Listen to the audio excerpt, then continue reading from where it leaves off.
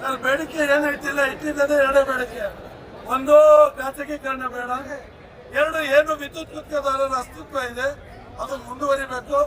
ನಿಮ್ಮ ಅಧಿಕಾರಿಗಳು ಏನಿವತ್ತು 150 ಕಿಲೋಮೀಟರ್ ಒಳಗಡೆ ಸಮಾಪನ ವರದಿ ಬೇಡ, ಗ್ರಾಹಕನೇ ಸೆಲ್ಫ್ ಡಿಕ್ಲರೇಷನ್ ಮಾಡ್ಕೋಬೇಕು ಅಂತ ಹೇಳಿದ್ರೆ ಆ ಕಾಯ್ದೆ ರದ್ದಾಗಬೇಕು. ಗುತ್ತಿಗೆದಾರರು ಈ ರಾಜ್ಯದಲ್ಲಿ ನಾವು ಆರ್ಥಿಕತೆಯಿಂದ ಸ್ವಾವಲಂಬಿಗಳಾಗಿ ನಾವು, ನಮ್ಮ ಕುಟುಂಬ, ನಮ್ಮ ಕಾರ್ಮಿಕರು, ನಮ್ಮ ಡೀಲರ್ಸ್ ಏನು ಇವತ್ತು ಇಡೀ ರಾಜ್ಯದಲ್ಲಿ 35 ಲಕ್ಷಕ್ಕೂ ಅಧಿಕ ಸದಸ್ಯರು ಈ ಜೀವನವನ್ನು ಮಾಡ್ತಿದ್ವಿ. ನಾವೆಲ್ಲ ರಾಜ್ಯದಲ್ಲಿ ಬದುಕುವಂತ ವ್ಯವಸ್ಥೆ ಆಗಬೇಕು.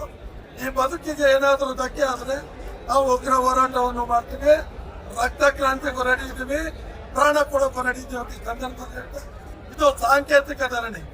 ಇವತ್ತು ಸರ್ಕಾರದವರು ಬಂದು ನಮ್ಮ ಮನವಿಯನ್ನು ಆಲಿಸಿ ಕೂಡಲೇ ನಮಗೆ ಪರಿಹಾರವನ್ನು ಕೊಟ್ಟಿಲ್ಲ ಅಂದರೆ ಮುಂದಿನ ದಿನಗಳಲ್ಲಿ ಈಗಾಗಲೇ ನಾವು ರೈತ ಮುಖಂಡರ ಜೊತೆ ಚರ್ಚೆ ಮಾಡಿದ್ವಿ. ಉಗ್ರ ಹೋರಾಟವನ್ನು ಮುಂದಿನ ದಿನಗಳಲ್ಲಿ ಮಾಡ್ತೀವಿ. ನಮಗೆ ನಂಬಿಕೆ ಇದೆ. ಇವತ್ತಿನ ಏನು ಮುಖ್ಯಮಂತ್ರಿಗಳಿದ್ದಾರೆ ಅವರ ಹೇಳಿಕೆ ಸಂಘಟನೆ ಗುರಿ ತಾಳ್ದಿದ್ರೆ ನಾವು ಸಕ್ಸೀಡ್ ಆಗ್ಬೋದು ಅಂತ. ಈಗ ಅವರು ಅದನ್ನು ಸಕ್ಸೀಡ್ ಆಗಿದ್ದಾರೆ. ಸಂಘಟನೆ, ತಾಳ್ಮೆ ಮತ್ತು ಗುರಿಯಿಂದ ನಾವು ಅವರ ಪಾಲಿಸಿಯನ್ನು ಇಟ್ಟು ಕೆಲಸವನ್ನು ಮಾಡ್ತೀವಿ. ಅಲ್ಲ, ಈಗ ಇದೆ ಕ್ಯಾನ್ಸಲ್ ಮಾಡಿದ್ರೆ ನಮ್ಮ ಅಸ್ತಿತ್ವನೇ ಇರಲ್ಲ. ಈಗ ನಿಮ್ಮ ಮನೆ ಕಟ್ತೀರ, ಒಂದು ಜನರೇಟರ್ ಹಾಕ್ತೀರ, ನೀವೇ ಡಿಕ್ಲೇರ್ ಮಾಡ್ಕೊತೀರಾ ಕರೆಕ್ಟ್ ಆಗಿದೆ ಅಂತ. ನೀವು ಟಿವಿ ಮೀಡಿಯಾ ಅಂತ ಹೋಗಿದ್ದೀರಾ, ಈ ಕೆಲಸ ನೀವು ಮಾಡ್ಬೇಕು, ನಾನು ಮಾಡಿದ್ರೆ ಆಗ್ತದ?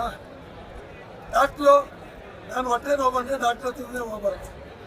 ನಾನು ಹೊಟ್ಟೆ ನೋವು ಬಂದಿದ್ದೆ ಮೆಡಿಕಲ್ ಶಾಪಲ್ಲಿ ಹೋಗಿ ಮೆಡಿಸಿನ್ ತಗೊಳಕ್ಕಾಗ್ತದ?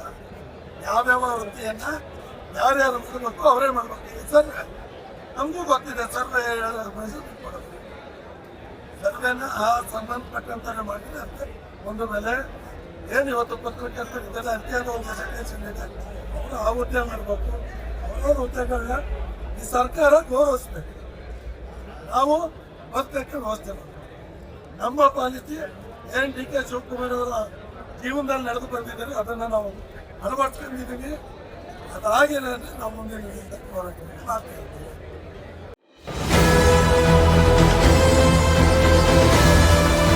ನಿಮ್ಮ ವಾಣಿ, ಇದು ಕನ್ನಡಿಗನ ಧ್ವನಿ.